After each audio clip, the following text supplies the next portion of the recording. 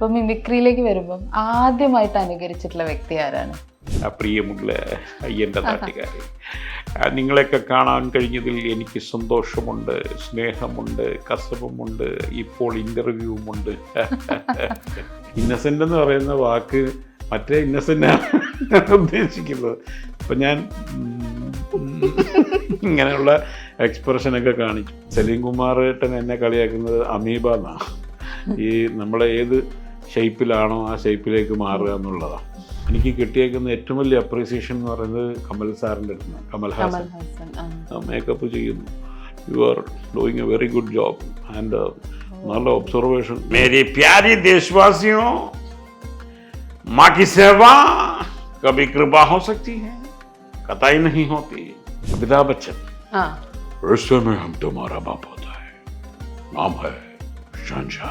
പാടാൻ ഭയങ്കര ഇഷ്ടമാണ്, പാടുന്നതിനോടൊരു ആസക്തിയാണെന്ന് പറഞ്ഞു. ആഗ്രഹം കൊണ്ട് നമ്മൾ പാടുക എന്നുള്ളതാണ്. ഭയങ്കര ഇഷ്ടം കൊണ്ട് നമുക്ക് പാട്ടുകാരനൊക്കെ ആവാൻ പറ്റും. നമുക്കൊരു അയ്യപ്പ ഭക്തിഗാനം പാടിയാലോ എന്ന് ചോദിച്ചു. അപ്പം ഞാൻ പറഞ്ഞ ഞാനെന്താ പാടുവോ എന്നൊക്കെ ചോദിച്ചു. ഞാൻ ചോദിച്ചു അതെന്താ, ഞാൻ മുസ്ലിം ആയതുകൊണ്ടാണ് അങ്ങനെ ചോദിച്ചത്. ഞാൻ മലയിൽ കയറിയിട്ടുള്ള ആളാണ്, ശബരിമലയിൽ കയറിയിട്ടുള്ള ആളാണ്. അലയടിക്കിതേ എൻ നെഞ്ചിൽ കതലേ, ഉയിർ തുടിക്കിതേ എൻ മൊഴിയിൽ കാതലേ, നടക്കാத ஆசை நான் கனவாக பார்த்தேன், உனக்காக வாழும் என் உயிர் പോകും നാളേ.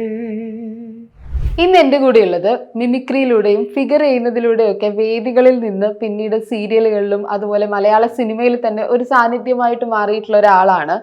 ഗായകനാണ്, നായകനായിട്ടാണ് സിനിമയിൽ കടന്നു വന്നിട്ടുള്ളത്. ഒരുപക്ഷെ ഉഷ ഉദുപ് മാമിന്റെ ഒക്കെ ഫിഗർ നമ്മൾ ഈ ഒരു വ്യക്തിയിലൂടെ ആയിരിക്കും കണ്ടിട്ടുണ്ടാവുക. അതുപോലെ തന്നെ നമ്മുടെ പ്രിയപ്പെട്ട ഇന്നസെന്റ് ഏട്ടൻ, അങ്ങനെ ഒരുപാട് പേരുടെ രൂപവും അവരുടെ ശബ്ദവും ഒക്കെ അനുകരിക്കുന്ന രാജാ സാഹിബ്. നമസ്കാരം ചേട്ടാ, welcome to the show. Thank U.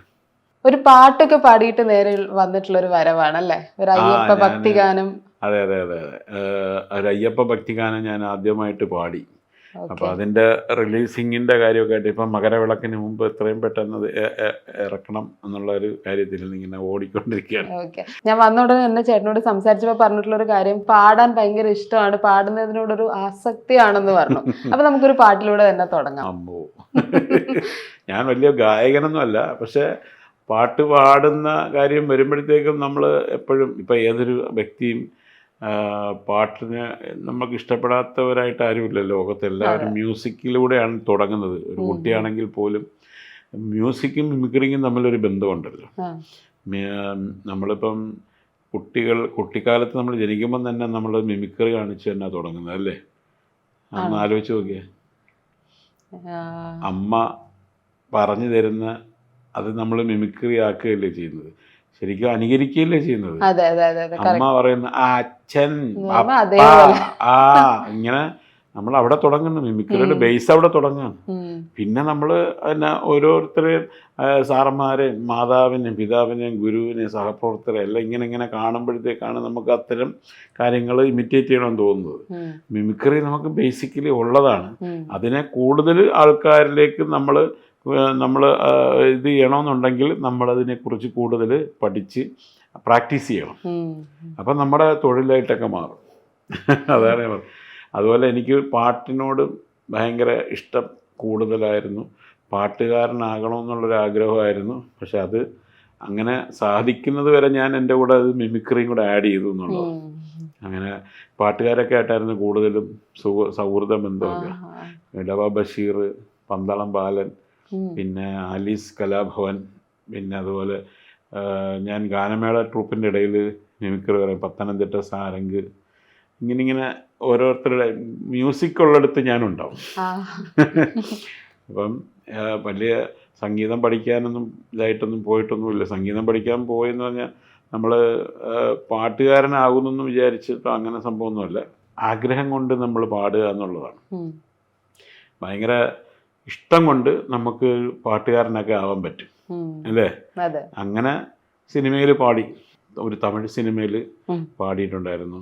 Kadhalan യാരടി എന്ന് പറഞ്ഞ സിനിമയിൽ അതാണ് ആദ്യമായിട്ട് പാടിയത്. പിന്നീട് കുറച്ച് ആൽബംസിലൊക്കെ പാടിയിട്ടുണ്ട്. ഇപ്പോഴങ്ങനെ ചെറിയ രീതിയിലൊക്കെ പ്രോഗ്രാമിലൊക്കെ ടി വിയിലൊക്കെ പാട്ട് പാടുന്ന ഇത് കണ്ടിട്ട് ഒരു ആളാണ് എന്നെ മ്യൂസിക് ഡയറക്ടർ ദാസേട്ടനെയും എം ജി ശ്രീകുമാറേട്ടനെയും ഒഴിച്ച് ബാക്കിയുള്ള എല്ലാ ആൾക്കാരെയും കൊണ്ട് പാടിപ്പിച്ചിട്ടുള്ളൊരു മ്യൂസിക് ഡയറക്ടർ ഈ അടുത്തിടയ്ക്ക് ഒരു ലുലുമാളിൻ്റെ അടുത്ത് വെച്ച് പുള്ളി എന്നെ കണ്ടപ്പം ചോദിച്ചു, ഒരു പാട്ടൊക്കെ പാടുമില്ലേ എന്ന്. ഞാൻ പറഞ്ഞു, ആ ചെറിയൊരു കാണാറുണ്ട്, നമുക്കൊരു അയ്യപ്പ ഭക്തിഗാനം പാടിയാലോ എന്ന് ചോദിച്ചു. അപ്പം ഞാൻ പറഞ്ഞ അതിനെന്താ പാടുവോ എന്നൊക്കെ ചോദിച്ചു. ഞാൻ ചോദിച്ചു, അതെന്താ ഞാൻ മുസ്ലിം ആയതുകൊണ്ടാണോ അങ്ങനെ ചോദിച്ചത്? അല്ല, നിങ്ങൾ ചിലപ്പം അങ്ങനെ ഉണ്ടോ? ഞാൻ പറഞ്ഞു, ഞാൻ മലയിൽ കയറിയിട്ടുള്ള ആളാണ്, ശബരിമലയിൽ കയറിയിട്ടുള്ള ആളാണ്. ഞാൻ പന്തളം പാലനൊക്കെ ആയിട്ട് ഞാൻ ശബരിമലയ്ക്ക് പോയിട്ടുണ്ട്. അപ്പം അത് കേട്ടപ്പോൾ പുള്ളിക്ക് പിന്നെ ഒന്നുകൂടെ ആവേശമായി, എന്നാൽ നമുക്ക് പാടണം എന്നുള്ള രീതിയിൽ. ഞാൻ പിന്നെ പറഞ്ഞു, ഞാൻ ഭയങ്കര പാട്ടുകാരനല്ല, പാടാനുള്ള ആഗ്രഹം കൊണ്ടുള്ള പാട്ട് പാടാം, അങ്ങനെ നിങ്ങളുടെ പാട്ട് നിങ്ങൾ എന്നെ പഠിപ്പിച്ചു തരണമെന്ന് പറഞ്ഞു. അതൊക്കെ ചെയ്തു തരാമെന്ന് പറഞ്ഞ് കങ്ങരപ്പടി ഗോപൻ എന്ന് പറഞ്ഞ ആളാണ് ആ പാട്ട് മ്യൂസിക് ചെയ്തത്. അങ്ങനെ പാടാനുള്ള അവസരം കിട്ടി. അപ്പം അതിങ്ങനെ റിലീസാക്കാനുള്ള ഒരു തത്രപ്പാടിലാണ്. അപ്പം ഞാൻ ചോദിച്ചത് പാട്ടിലൂടെ തുടങ്ങാമെന്നായിരുന്നു. അപ്പോൾ ഒരു പാട്ടിലേക്ക് പോകണം അല്ലേ? അതെ. അലയടിക്കിതേ എൻ നെഞ്ചിൽ കാതലേ, ഉയിർ തുടിക്കിതേ എൻ മൊഴിയിൽ காதலே, நடக்காத ஆசை நான் கனவாக பார்த்தேன், உனக்காக வாழும் என் உயிர் போகும் நாளே, அலையடிக்குதே என் நெஞ்சில் காதலே, உயிர் துடிக்குதே என் மொழியில் കാതലേ. ഇതിനൊരു ഹസ്കി ഇത് കൊടുത്തിട്ടാണ്, ഒരു സ്ക്രാച്ച് ഇട്ടാണ് ഈ പാട്ട് പാടിയത്. അലയടിക്കിതേ എൻ നെഞ്ചിൽ കാതലേ. പാട്ടിന് സാധാരണ സ്ക്രാച്ച് വന്ന അപ്പോഴും സ്ക്രാച്ച് എന്ന് പറയും. മനഃപൂർവ്വം ഇട്ട് പാടിയതാ. ഒരു ചെറിയൊരു ബുദ്ധിമുട്ടുണ്ടാവില്ലേ? ഇല്ല, സ്ക്രാച്ച് ഇട്ട് പാടുന്നതെന്ന് പറഞ്ഞാൽ അത് ആ പാട്ടിന് അങ്ങനെ ഒരു വെറൈറ്റി വരാൻ വേണ്ടിയിട്ട് പാടിയത്. പാട്ട് ഇപ്പോൾ എല്ലാവരും അതെങ്ങനെ പാടാം നമുക്ക്. അതിനകത്ത് അങ്ങനെ പാടി മ്യൂസിക് ഡയറക്ടർ ഞാനിങ്ങനെ ജസ്റ്റ് ഒന്ന് പാടിയ നോമ്പ് പിടിച്ചിട്ടാണ് പാടിയത്. അതങ്ങനെ ആ പാട്ട് പാടി അത്യാവശ്യം ആൾക്കാരൊക്കെ ശ്രദ്ധിക്കപ്പെടും. എല്ലാ മ്യൂസിക് ഡയറക്ടേഴ്സിനും കേൾപ്പിക്കാനുള്ള ഭാഗ്യം കിട്ടി. പിന്നെ എന്താ പറയാ, പാട്ട് വല്ലതും കിട്ടുകയാണെങ്കിലോ, ബിരിയാണി കിട്ടിയാലോ എന്ന് വിചാരിച്ചിട്ട് എന്തായാലും അടിപൊളി പാട്ട്. അതിനുശേഷം പിന്നെ ആൽബംസിലൊക്കെ കിട്ടി. കാര്യം നല്ല നല്ല പാട്ട് അല്ല, തമിഴില് പിന്നെ വേറൊരു 2 പാട്ട് കൂടെ പാടിയിട്ടുണ്ട്. പക്ഷെ അത് ഈ സിനിമയിൽ തന്നെ പാടിയതാണ്, ട്രാക്ക് പാടിയതാണ്. അത് മെയിൻ പാട്ടുകാരൊക്കെ ആയിട്ട് നമ്മുടെ രാജേഷ് ബ്രഹ്മാനന്ദനൊക്കെ ആ പാട്ട് പാടിയത്. അപ്പൊ മിമിക്രിയിലേക്ക് വരുമ്പം ആദ്യമായിട്ട് അനുകരിച്ചിട്ടുള്ള വ്യക്തി ആരാണ്? മിമിക്രിയിലേക്ക് ഞാൻ വരുമ്പോൾ ആദ്യമായിട്ട് അനുകരിച്ചത് പ്രേമനസീറിനെ. അതും സ്ക്രാച്ചാണ്. അത് പറഞ്ഞു വരുമ്പോൾ കാര്യം ഈ നമ്മൾ രാവിലെ ഉറക്കം എഴുന്നേറ്റൊക്കെ വരുമ്പോഴത്തേക്കും നമ്മൾ സൗണ്ടിൽ നമ്മൾ സ്ക്രാച്ച് ഉണ്ടാവും, സ്കോട്ടുവാക്ക അടിക്കുമ്പം. അപ്പോൾ ഇതിനകത്ത് ആരൊക്കെ ഒളിഞ്ഞിരിപ്പുണ്ടെന്നൊക്കെ തോന്നി. പിന്നെ അബീക്കാടെയൊക്കെ മിമിക്രി കണ്ടിട്ടുണ്ട്, കൊല്ലം സിറാജിക്കാടെയൊക്കെ മിമിക്രിയൊക്കെ കേട്ട് കാസറ്റിലൊക്കെയാണ് നമ്മൾ ആദ്യം കുറച്ച് ഇതിനെക്കുറിച്ചൊക്കെ കേൾക്കുന്നത്. പിന്നെ സ്റ്റേജ് പ്രോഗ്രാംസൊക്കെ പോയി സിറാജിക്കാടെയൊക്കെ കണ്ടിട്ടുണ്ട്. അപ്പോൾ ആ കുട്ടിക്കാലത്ത് ഇവരുടെയൊക്കെ ഇതൊക്കെ കാണിക്കുമ്പം കിട്ടുന്നൊരു കയ്യടിയും ഇതൊക്കെ എനിക്ക് ഭയങ്കര ആവേശമായി. അങ്ങനെ ഈ മിമിക്രിക്ക് ഒരു തുടക്കമായിട്ട് അപ്പം ഈ സൗണ്ടിൽ നിന്ന് ഈ രാവിലെ പ്രിയമുള്ള അയ്യൻ്റെ നാട്ടുകാരെ, നിങ്ങളെയൊക്കെ കാണാൻ കഴിഞ്ഞതിൽ എനിക്ക് സന്തോഷമുണ്ട്, സ്നേഹമുണ്ട്, കസവുമുണ്ട്, ഇപ്പോൾ ഇൻ്റർവ്യൂവുമുണ്ട്, ചിരിക്കൂ, അങ്ങനെയല്ല ഇങ്ങനെ. ഇതൊക്കെ ഈ ഓരോ സൗണ്ടിൻ്റെ അകത്ത് നമുക്ക് തന്നെ ഒളിഞ്ഞിരിപ്പുണ്ട്, നമ്മൾ അതിൽ നിന്ന് കടഞ്ഞിങ്ങെടുക്കണം. അങ്ങനെ കിട്ടിയത് പ്രേമനസീർ. പിന്നെ ഓരോ കഥാപാത്രങ്ങളെ നമ്മൾ എൻ്റെ മിമിക്രി ഇതിനകത്ത് നിന്ന് ഇതിലേക്ക് വരുന്നത് ഇന്നസെൻ്റ് ഏട്ടനെയൊക്കെ ഞാൻ സ്കൂളിൽ വെച്ച് പഠിക്കുന്ന സമയത്ത് റാംജി റാവു ഒക്കെ കാണുന്ന സമയത്തൊക്കെ ഈ സ്കൂളിലൊക്കെ ഈ പറഞ്ഞ പോലെ സാറന്മാരൊക്കെ വിളിച്ചിട്ട് എന്നെ അടിക്കാൻ വിളിക്കുന്ന സമയത്ത് എൻ്റെ മുഖത്ത് നോക്കിയിട്ട് മിസ്സൊക്കെ പറയും, നിന്നെ അടിക്കാൻ തോന്നില്ല, നിൻ്റെ മുഖത്ത് നിന്നെ മുഖത്ത് നോക്കുമ്പോൾ ഇന്നസെൻ്റ് ആയിട്ട് തോന്നുന്നു പറയും. അപ്പോൾ ഞാൻ അന്നേ പറയുമായിരുന്നു ഒരു ഇന്നസെൻ്റ് ആയിട്ട് തോന്നുന്നു പറയും. ശരിക്കും അത് ഇന്നസെൻ്റ് എന്ന് പറയുന്ന വേർഡിൻ്റെ മീനിങ് ആണ് ഒരു നിഷ്കളങ്കനായിട്ട് തോന്നുന്നത്. അപ്പോൾ ഞാനപ്പോൾ വിചാരിക്കുന്നത് ഇന്നസെൻ്റ് എന്ന് പറയുന്ന വാക്ക് മറ്റേ ഇന്നസെൻ്റാണ് ഉദ്ദേശിക്കുന്നത്. അപ്പം ഞാൻ ഇങ്ങനെയുള്ള എക്സ്പ്രഷനൊക്കെ കാണിച്ച് അത് നോക്കുമ്പോഴത്തേക്ക് നീ അങ്ങ് ഇന്നസെൻ്റ് ആവണ്ട, ഭയങ്കര ഇന്നസെൻ്റ് ആവണ്ട. പുള്ളിയുടെ ആക്ഷനൊക്കെ ഞാൻ ശ്രദ്ധിക്കാറുണ്ടായിരുന്നു. ഞാനൊരിക്കലും പ്രതീക്ഷിച്ചില്ല ഇവരോടൊക്കെ ഒപ്പം യാത്ര ചെയ്യാനും അവരോടൊപ്പം പ്രോഗ്രാം ചെയ്യാനും അച്ഛനും മോനുമായിട്ടൊക്കെ അഭിനയിക്കാനും ഒക്കെ ഉള്ള ഒരു വേദികൾ കിട്ടുമെന്നൊന്നും ഞാൻ ഒരിക്കലും പ്രതീക്ഷിച്ചില്ല. പിന്നെ നമ്മൾ എത്രത്തോളം മലയോളം ആഗ്രഹിച്ചാൽ ഒരു കുന്നിക്കുരുവോളം കിട്ടുമെന്ന് പറഞ്ഞ പോലെ ഇത്തരം വലിയ വലിയ ലെജൻസിൻ്റെ കൂടെ ഒരിക്കലും ഇവരെയൊന്നും ഒരു ജനറേഷനും മറക്കത്തില്ല. ഇന്നത്തെ സ്റ്റിക്കേഴ്സുകളും നമ്മളെ റിയാക്ഷൻസും ഒക്കെ നമ്മളിപ്പം ഇപ്പോഴത്തെ ലേറ്റസ്റ്റ് ആയിട്ടുള്ള നമ്മുടെ മൊബൈലിൽ വരുന്ന സംഭവങ്ങളൊക്കെ നമ്മൾ യൂസ് ചെയ്യുന്നത് അവരുടെ എക്സ്പ്രഷൻസ് അല്ലേ. ഡെയിലി നമ്മൾ ഉപയോഗിക്കുന്ന ചില ഡയലോഗ്സ് പോലും. ഇപ്പം ശ്രീലക്ഷ്മിയുടെ അടുത്ത് ഒരാൾ പറയുന്നത് നിനക്കെന്താ വിഷമം, എനിക്കൊരു വിഷമമില്ല എന്ന് പറയുന്ന ഒരു ഡയലോഗോ അല്ലെങ്കിൽ ഒരു എക്സ്പ്രഷൻ. അപ്പോൾ ഇന്നസെൻ്റ് കുഴപ്പമില്ല അല്ലേ. പിന്നെ ദേഷിച്ചു വരികയാണെന്നുണ്ടെങ്കിൽ നമ്മൾ അങ്ങനെ ഓരോരോ റിയാക്ഷൻസ് അപ്പം ഇതൊക്കെ ഒരിക്കലും ശരിക്കുമുള്ള ലെഗൻസ് എന്ന് പറയുന്നതാണ് അവരൊക്കെ നമുക്ക് തന്നേക്കുന്ന ഒരു കലാ സൃഷ്ടിയുടെ വാല്യൂസ് അത്രയും നല്ലതാണ്. ഒപ്പം നമുക്ക് സഞ്ചരിക്കാൻ പറ്റുക എന്ന് പറഞ്ഞാൽ ചെറിയ കാര്യം. ജഗതിച്ചേട്ടൻ്റെ കൂടെയാണ് ആദ്യമായിട്ട് ഞാൻ മധുസാറിൻ്റെ കൂടെ ഫസ്റ്റ് വിദേശ രാജ്യത്തേക്ക് പോകുന്നത്. അത് ദുബായില് അൽ നാസർ ലഷർ ലാൻഡ് എന്ന് പറഞ്ഞ അവിടുത്തെ ഏറ്റവും പ്രശസ്തമായ, അവിടെയാണ് എല്ലാ പ്രോഗ്രാംസും ആദ്യമൊക്കെ നടത്തിക്കൊണ്ടിരിക്കുന്നത്, ഇപ്പോഴും നടത്തുന്നുണ്ട്. ജഗതിച്ചേട്ടൻ 95 വിമാനം കയറുന്നു. ഇവിടുന്ന് എമിറേറ്റ്സ് വിമാനത്തിൽ ആദ്യത്തെ ഫ്ലൈറ്റിലേക്ക് കയറി മിമിക്രി. അതൊരു നല്ല അവസരമായിരുന്നു. അപ്പം ജഗതിച്ചേട്ടൻ, മധുസാറ്, വിന്ദുജ മേനോൻ, ആലീസ് കലാഭവൻ ഇവരെ ചേച്ചിയുടെ ഒക്കെ കൂടെയാണ് നമ്മൾ ആദ്യമായിട്ട് ഒരു അവസരം കിട്ടുന്നത്. അന്ന് ഈ മിമിക്രി കാണിച്ച് ഇടവ ബഷീറിൻ്റെ കൂടെ പ്രസൻറ്റ് ചെയ്തപ്പോഴത്തേക്കാണ് ഞാൻ ഈ മോഹൻലാലായിട്ട് ഫിഗർ ചെയ്യുമായിരുന്നു. മോഹൻലാലായിട്ട് സ്റ്റേജിൽ കയറി വരുന്നു. പിന്നെ പെട്ടെന്ന് തന്നെ അത് KP ഉമ്മറാവുന്നു, പ്രേമനസീറാവുന്നു. ഇങ്ങനെ പെട്ടെന്ന് ഫിഗറുകൾ ചെയ്ത് മാറ്റിയായിരുന്നു. അപ്പോഴാണ് ശ്രദ്ധേയമായത്. പിന്നെ ജഗതി ശ്രീകുമാറാവും കുറേ ഒരു 10-55 മുകളിൽ ഇതായിട്ട് ചെയ്യുന്നുണ്ടായിരുന്നു, ആർട്ടിസ്റ്റുകളെ അനുകരിക്കുന്നുണ്ടായിരുന്നു. അന്തവർഷം അന്ന് പിഷാരടി എന്നെ കളിയാക്കുന്ന, അതായത് അന്ന് മൊത്തത്തിൽ മലയാള സിനിമയിൽ 40 നടന്മാരെ കണ്ടേ ഉള്ളൂ. പോരാഞ്ഞിട്ട് തമിഴിൽ നിന്നും ഹിന്ദിയിൽ നിന്നും കൊണ്ടുവന്ന് ഇവിടെ അനുകരിച്ചുകൊണ്ടിരുന്നു.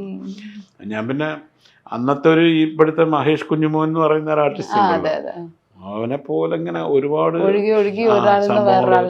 പിന്നെ നമ്മളൊരു സ്പെഷ്യലൈസേഷൻ എന്ന് പറയുന്നത് ഞാൻ ഫിഗറും കൂടെ ചെയ്യുമായിരുന്നു. ഈ ആളിനെ അനുകരിക്കുന്നതിനോടൊപ്പം ഞാൻ ആ ഫിഗറും കൂടെ അവതരിപ്പിച്ച്, ശബ്ദം മാത്രമല്ല, ആ ഒരു സ്പെഷ്യലൈസേഷനും കൂടെ ആണ് നമുക്കൊരു സിഗ്നേച്ചർ കിട്ടിയത്. ഇപ്പോൾ രാജാ സാഹിബ് എന്ന് പറഞ്ഞ ഒരാൾ ചെയ്യുന്ന ഒരു ആർട്ടിസ്റ്റിന് ഇപ്പം ഉഷാദ് പാവുമ്പോൾ ഞാനത് ഉഷാ ദീദിയായിട്ട് അങ്ങ് മാറും. സലീം കുമാറേട്ടൻ എന്നെ കളിയാക്കുന്നത് അമീബ എന്നാണ്. ഈ നമ്മളെ ഏത് ഷേപ്പിലാണോ ആ ഷേപ്പിലേക്ക് മാറുക എന്നുള്ളതാണ്. അതുപോലെ തന്നെ നമ്മുടെ ഈ മൻസൂർ അലി ഖാൻ എന്ന് പറയുമ്പോൾ അയാൾ ഇന്നസെൻ്റ് ഏട്ടനാകുമ്പോഴത്തേക്ക് അങ്ങനെ. ഇപ്പം നരേന്ദ്രമോദി ആയി കഴിയുമ്പോഴത്തേക്ക് അതിൻ്റെ മാനറിസം ഉൾപ്പെടെ നമ്മൾ അനുകരിക്കുകയാണ്. അപ്പം ഇത് ഇത്രയും നമ്മൾ ഹാർഡ് വർക്ക് ചെയ്തിട്ട് ഇത് നമ്മൾ ചെയ്ത് എനിക്ക് കിട്ടിയേക്കുന്ന ഏറ്റവും വലിയ അപ്രീസിയേഷൻ എന്ന് പറയുന്നത് കമൽ സാറിൻ്റെ അടുത്താണ്. കമൽ ഹാസൻ. ഞാൻ ദുബായിൽ വെച്ചിട്ട് പ്രോഗ്രാം ചെയ്ത സമയത്ത് 2014 അദ്ദേഹത്തിൻ്റെ ഇഷ ലൈല എന്ന് പറഞ്ഞ ഒരു പ്രോഗ്രാമിനകത്ത് ഞാൻ മോദിജീനെ അവതരിപ്പിച്ചു. അപ്പോഴത്തേക്ക് ജയറാമേട്ടനോട് പറഞ്ഞ് എന്നെ വിളിച്ച് അവിടെ വരുത്തി. കമൽ സാറിൻ്റെ അടുത്ത് ഇയാളെ ഒന്ന് പരിചയപ്പെടണമെന്ന് പറഞ്ഞപ്പം വലിയൊരു കാര്യമായി. ഞാൻ ഓടിപ്പാഞ്ഞ് അവിടെ ചെന്നു. എന്നിട്ട് എൻ്റെ അടുത്ത് വണക്കം പറഞ്ഞിട്ട് പുള്ളി ഇങ്ങനെ എഴുതിയിട്ട് എനിക്ക് അപ്പോൾ അതിൽ സത്യം പറഞ്ഞ് ഞാൻ തന്നെ ഞെട്ടിപ്പോവാ. എൻ്റെ റിലേ പോയി.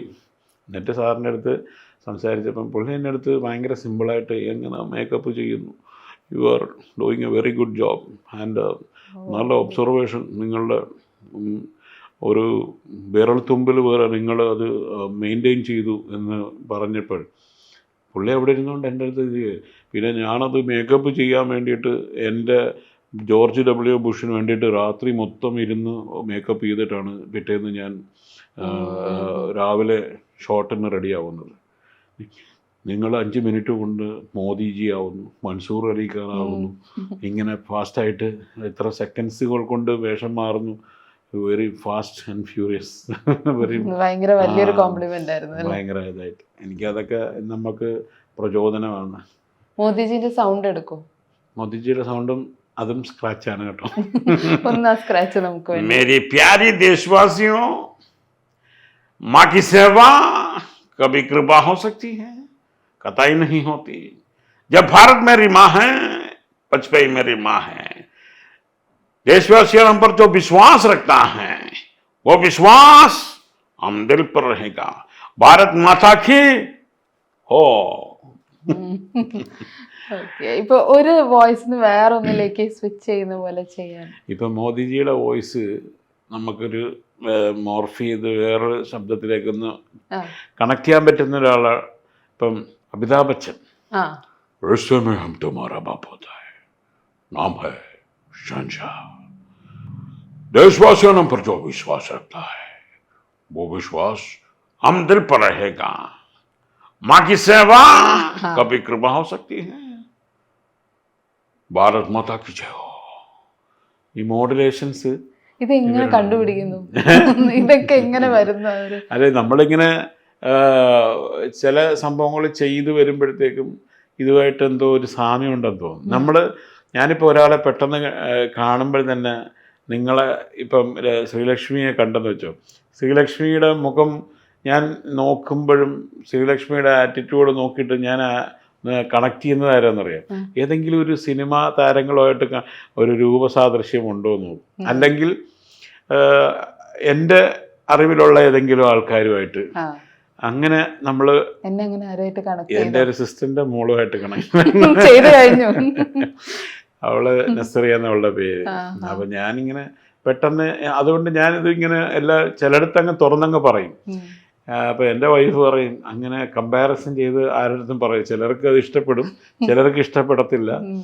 ഞാൻ പറയും എൻ്റെ മനസ്സിൽ വെച്ചുകൊണ്ട് ഞാനിതിനെത്ര ഭാരമായിട്ട് കൊണ്ട് നടക്കുന്നത്. എനിക്കത് പറയാൻ തോന്നി, ഞാനതങ്ങ് പറഞ്ഞു. അത് കറക്റ്റാണ്. ചിലർക്ക് കമ്പാരിസൺ ചെയ്യുന്നത് ഇഷ്ടമല്ല. പിള്ളേർക്ക് പോലും നമ്മളൊരാളെ കമ്പയർ ചെയ്യുന്നത് ഇഷ്ടമല്ലല്ലോ. പിന്നെ വലിയ വലിയ ആൾക്കാരെ കമ്പയർ ചെയ്യുമ്പോഴത്തേക്ക് അത് ഇഷ്ടപ്പെടും. നമ്മൾ ഇപ്പം നായകന്മാരും നായികമാരും ആണല്ലോ എല്ലാവരും ആൾക്കാർ ഇഷ്ടപ്പെടുന്നത്.